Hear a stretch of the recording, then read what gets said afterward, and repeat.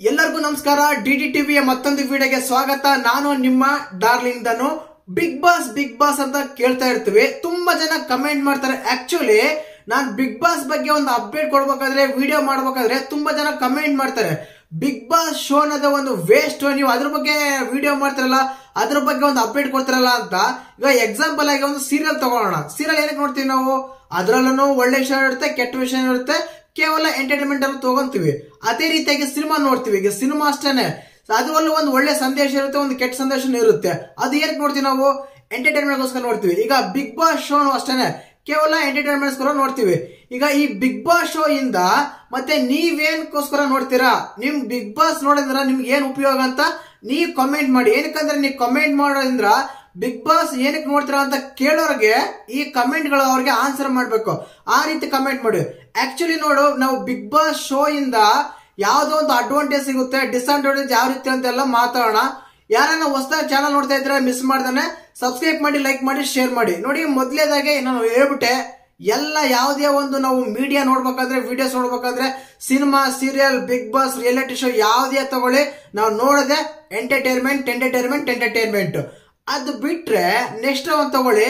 ಈಗ ಯಾವುದೇ ಒಂದು ಸೀರಿಯಲ್ ಆಗ್ಲಿ, ಸಿನಿಮಾ ಆಗ್ಲಿ, ಇನ್ನೂ ಒಂದು ರಿಯಾಲಿಟಿ ಶೋ ಆಗ್ಲಿ, ಅದನ್ನ ಅವರು ಸ್ಕ್ರಿಪ್ಟ್ ಬರ್ಕೊಂಡು ನೀಟಾಗಿ ಅದೆಲ್ಲ ಶೂಟ್ ಮಾಡಿ, ಎಡಿಟಿಂಗ್ ಮಾಡಿ, ಬ್ಯಾಕ್ ಗ್ರೌಂಡ್ ಸೆಟ್ ಮಾಡಿ ಆಮೇಲೆ ಹಂಗೆ ತೋರಿಸ್ತಾರೆ.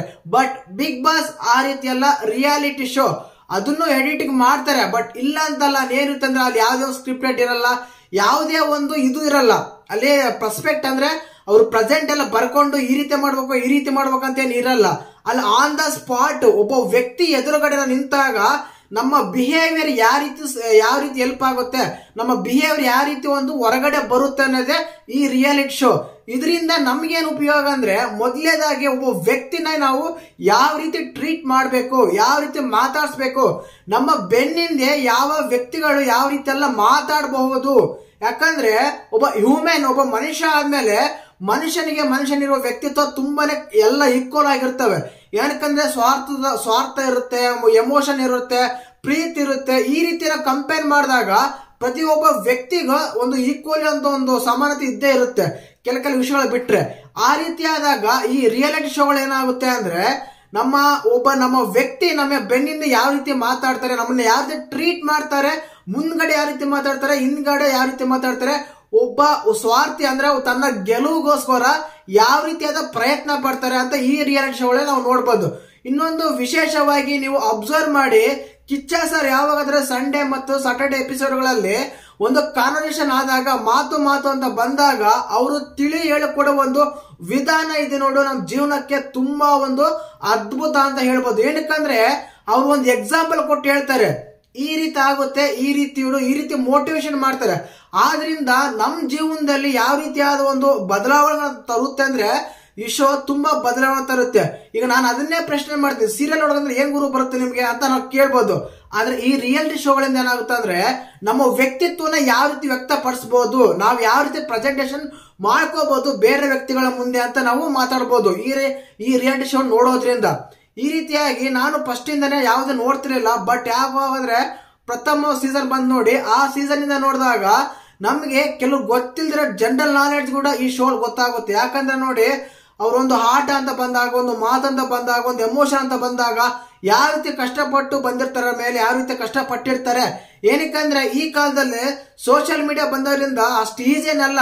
ಕೇವಲ ವಿಡಿಯೋಸ್ ಮಾಡಿ ಸಬ್ಸ್ಕ್ರೈಬರ್ ಮಾಡ್ಕೊಬಹುದು, ಇಲ್ಲ ಫಾಲೋವರ್ಸ್ ಅಷ್ಟು ಈಸಿ ಏನಲ್ಲ, ಎಲ್ಲರೂ ಮಾಡ್ಬೋದು. ಬಟ್ ಎಲ್ಲರೂ ಯಾಕೆ ಮಾಡಲ್ಲ? ಆಗಲ್ಲ. ಆ ರೀತಿಯಾಗಿ ಯಾವುದೇ ಒಂದು ಸಾಧನೆ ಮಾಡಿ ಈ ಶೋ ಬಂದಿರ್ತಾರೆ. ಅವ್ರ ಸಾಧನೆ ಈ ಶೋ ಇಂದ ನಮಗೆ ಗೊತ್ತಾಗುತ್ತೆ. ಆದ್ರಿಂದ ಯಾವುದೇ ಒಂದು ವ್ಯಕ್ತಿಗೆ ಬೆಳೆಯಕ್ಕಾಗ್ಲಿ, ಯಾವುದೇ ಒಂದು ವ್ಯಕ್ತಿಗೆ ತನ್ನ ಕಷ್ಟಗಳನ್ನ ವ್ಯಕ್ತಪಡಿಸಕ್ಕೆ ಒಂದು ರಿಯಾಲಿಟಿ ಶೋ ಬಂದಾಗ ನಮ್ಮ ಕಷ್ಟಗಳು ಗೊತ್ತಾಗುತ್ತೆ ಈ ರಿಯಾಲಿಟಿ ಶೋ ನೋಡೋದ್ರಿಂದ. ಆದ್ರಿಂದ ಈ ರಿಯಾಲಿಟಿ ಶೋ ನೋಡೋದ್ರಿಂದ ಯಾವುದೇ ಒಂದು ಕೆಟ್ಟ ಪರಿಣಾಮ ಅಂತ ಬೀರಲ್ಲ ಅಂತ ಕೆಲವರು ಹೇಳಕ್ಕೆ ಸಾಧ್ಯನೇ ಇಲ್ಲ. ಏನಕ್ಕಂದ್ರೆ ತುಂಬಾನೇ ಇರುತ್ತೆ ಇದರ ಕೆಟ್ಟ ಪರಿಣಾಮಗಳು. ಲಾಸ್ಟ್ ಟೈಮ್ ನೋಡಿದಾಗ ನೋಡಿರ್ತಾರೆ, ಎಷ್ಟು ಗಲಾಟೆಗಳಾಗಿತ್ತು, ಎಷ್ಟು ಇದೆಲ್ಲ ಇದಾಗಿತ್ತು ಅಂತ ಒಂದು ಸಸ್ಪೆನ್ಸ್ ಅಂತ ಇರುತ್ತೆ. 3 ತಿಂಗಳು ಈ ರಿಯಾಲಿಟಿ ಶೋ ಇಂದ ನಾವು ಕಳೆದೇ ಹೋಗ್ತೇವೆ ಅನ್ನೋದ್ರಲ್ಲಿ ಯಾವುದೇ ತಪ್ಪಿಲ್ಲ. ನಾನು ಮೊದಲೇನೆ ಹೇಳಿದೆ. ಮತ್ತೆ ನೀವು ಈ ರಿಯಾಲಿಟಿ ಶೋ ಎದಕ್ಕೆ ನೋಡ್ತೀರಾ ಅಂತ ಕಮೆಂಟ್ ಮಾಡಿ.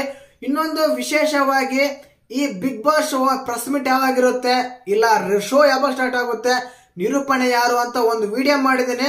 ಇದ್ರ ಬಗ್ಗೆ ಅಪ್ಡೇಟ್ ಬೇಕಂದ್ರೆ ಹೆಂಡಲ್ ಬರುತ್ತೆ, ಕಾಟಲ್ ಬರುತ್ತೆ, ನೋಡ್ಬೋದು. ವಿಡಿಯೋ ಇಷ್ಟ ಆಗಿದೆ ಚಾನಲ್ ಸಬ್ಸ್ಕ್ರೈಬ್ ಮಾಡ್ಕೊಳ್ಳಿ, ಲೈಕ್ ಮಾಡಿ, ಶೇರ್ ಮಾಡಿ. ಜೈ ಹಿಂದ್, ಜೈ ಕರ್ನಾಟಕ.